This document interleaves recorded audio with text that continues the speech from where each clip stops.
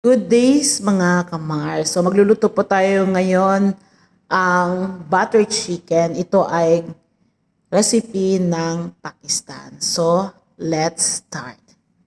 So una, ginamit ko dito yung ghee natin.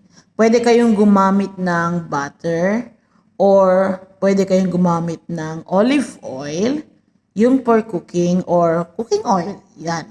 Para healthy po. So may isa po akong chicken breast. So kinat ko siya into a cubes kasi isang bata lang po ang kakain ito. But this is meal good for 2 person kasi hindi naman niya yun mauubos. So, syempre, pag hindi niya maubos, kakainin namin, di ba? So, kailangan ko itong gawin, i-brown ko muna side by side bago natin siya lulutuin. Kailangan high heat po dito, so mabilisan po para brown po siya sa labas, pero hindi pa siya luto sa loob, yung ating chicken breast. Para po mamaya, sobrang yummy po yun niya.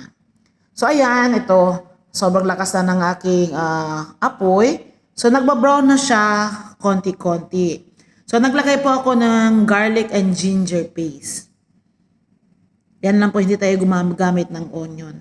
Pag sa curry kasi, hindi tayo gumagamit ng onion.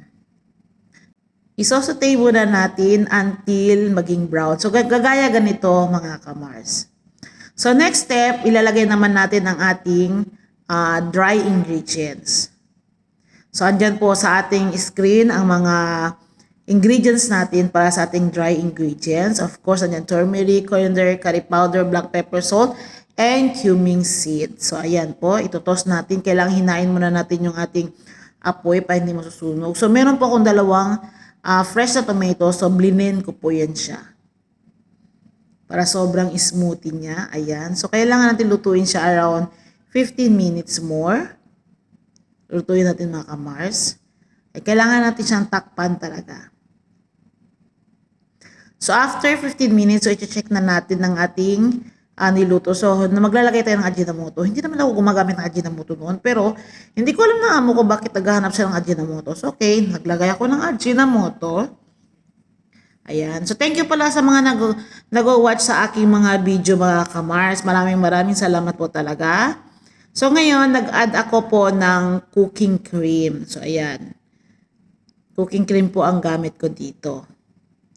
So, depende po sa inyo kasi isang for 2 person naman ito. So, maliit lang po yung nilagay ko dito. So, mga 2 tablespoon lang ito.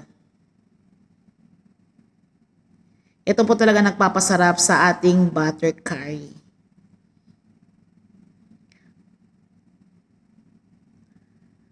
At naglagay din po ako ng yogurt. Alam nyo ba, ang tips ko dito sa yogurt natin, maglagay tayo ng teaspoon of vinegar and then kailangan natin siyang ukayin talaga na mabuti para pag ilagay natin sa pagkain, hindi siya mabubuo.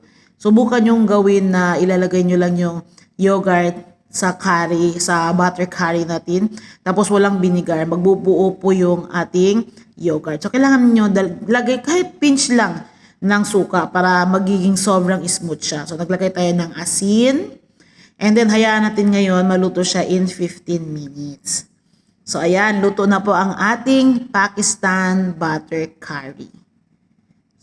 So, ayan po. Sobrang yummy niya talaga mga kamar. So, thank you for watching. Thank you so much. And don't forget to follow, like, comment, and share sa aking mga video. Thank you so much mga kamar.